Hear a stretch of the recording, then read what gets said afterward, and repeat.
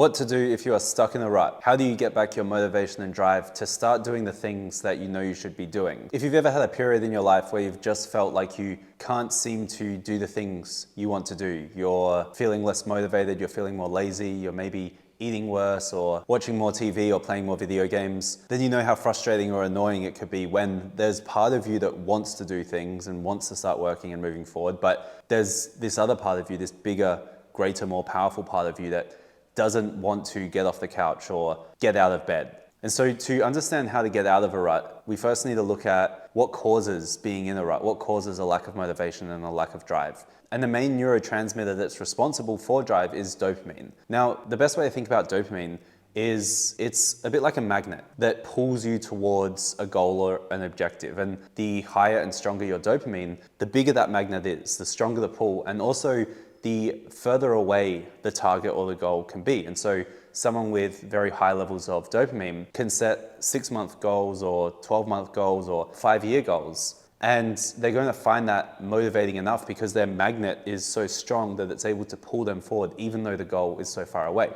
Now, when you're in a rut or when you're not feeling motivated, it's because your dopamine levels are lower or you're not responding to dopamine as well as someone with higher levels of motivation would. And so understanding that, you can then start to think about what sort of goals should you be setting when you are in a rut. And it's not going to be the big long-term goals. They're not going to be the things that motivate you. So you want to start with things that are very small and very close to you. Again, thinking of a magnet, if it's a smaller, weaker magnet, lower levels of dopamine, then it's only really going to pull you to something that's quite close. And so rather than thinking about big long-term goals, think first of what are some very small, simple goals that I can set for myself that I can do right now in this moment, because they're going to be the types of goals that you're actually able to start taking action on.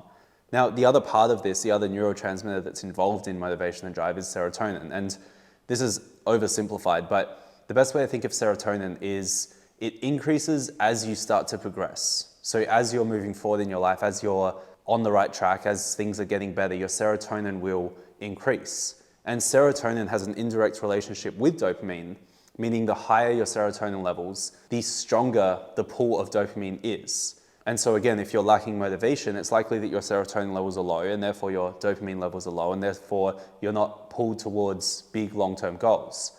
And so if you start with smaller goals, simpler goals, then as you start to complete them, you see the progress and you see the momentum and you see that you're doing the things you want to do. And little by little, your serotonin starts to increase. And then because of that, your dopamine or your response or sensitivity to dopamine will also begin to increase. And so you can start to set bigger and bigger goals. And so when you are in a rut, the best thing to do is not worry about the big long-term things that you want to get done. Instead, focus on some very, very small things. It could be, as Jordan Peterson says, something as small as making your bed, or it could be going for a walk or going to the gym or reading a book, something that you can do right now, because when you start to stack up those small wins, you'll feel better, serotonin will increase. And then as you continue with that, you'll be able to start setting bigger goals and your response to dopamine will be greater, meaning that you are more motivated, you are more driven, and that will sustain much more long term. So that's kind of how being in a rut works and how to get out of it conceptually. But the other side of this is the mental aspect and how you think of yourself and your goals and what to do when you're not feeling motivated. And so the best way to think about this is imagine there's two versions of you, two parts of you. You have the version of you that's living in the moment. And that's the version of you that gets hungry, that gets tired, that wants to play video games. It's short-term gratification. It's the part of you that scrolls on social media. It's the part of you that stays up late playing video games when you should go to bed. That's the present version of yourself. But the other part of you is the more future-based, long-term, greater version of yourself. The version of you that plants the seed in your mind, that thought that I should be doing something, or I want to be doing more with my life, or I want to be not doing these negative activities and I should be doing these other things. I should wake up early and go for a run, or I should start eating healthier.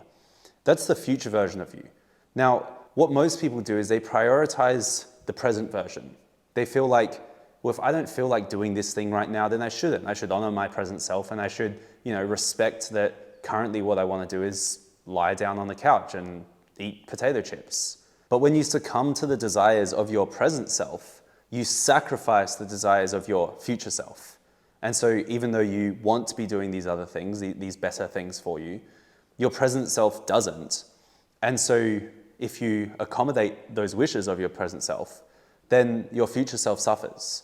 And so what we want to do instead is start to prioritize the future self's wants. And so the things that your future self knows you should be doing, the positive things like going to the gym or waking up early or exercising or whatever it is, those are the things you want to prioritize. And so if you wake up and you're tired and you feel like, I don't want to go to the gym today, but you know your future self wants to do it, then you prioritize that. And this doesn't mean disregarding your well-being, because there might be times when you are tired and you know that by going to the gym that day, it's going to make you more tired the next day. And so it's actually in the best interest of your future self to have that day off. But in those situations, you're still prioritizing your future self, because you're not having the day off because your present self wants it. You're having the day off because it's going to be in the best interest of your future self. And so if you think about yourself in this way, there's two parts. There's the present self that is more lazy, more focused on instant gratification, more focused on doing these simpler, immediate things that are negative in the long term. And then you think of this other side of you, which is the future self that knows what you want, because I think many times we know what we should be doing, but we don't do it because we're sacrificing that future self's wants for our present self's immediate gratification and desires. And so if you look at it this way, you almost need to think of your present self as your enemy and someone that you're battling with, because that present self will try to pull you down, will try to stop you, it will try to prevent you from doing the things that your future self wants. But over time, as you prioritize your future self more and more, then your willpower, or that mental muscle that is making that decision to prioritize your future self, becomes stronger, and you gain more control of yourself, and you gain more confidence that when you want to do something, you only will do it if it's in the best interest of your future self. And so again, when you are in the rut, don't worry too much about long term, don't worry too much about your future self. Focus mainly, number one, on some small, simple actions or goals that you can complete and start to build that momentum. And when you don't feel like it, just pause and think, what does my future self want? What are the things I should be doing? And then bringing that into the moment and trying to do the things that will lead to that. But ultimately, you want to keep in mind, you're not going to have great levels of motivation and drive if you're in a rut. So don't worry about setting big goals or long-term visions or big projects for yourself to complete. Just focus on small things that you can do today, in the moment, right now. And as you do more and more of that, your serotonin will increase, your dopamine will increase, your drive will increase, and the size of the goals that you can focus on will also increase. So hopefully you found this useful. If you have, let me know in the comments below, and subscribe for more videos like this soon.